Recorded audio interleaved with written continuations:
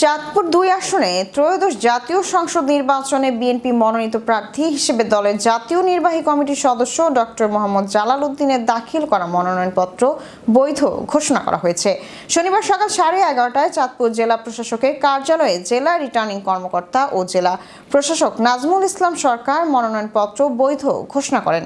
পরে অনুভূতি প্রকাশ করে ডক্টর জালাল উদ্দিন বলেন, মহান আল্লাহর দরবারে লাখো কোটি শুকরিয়া, আমার মনোনয়নপত্র বৈধ ঘোষণা করা হয়েছে।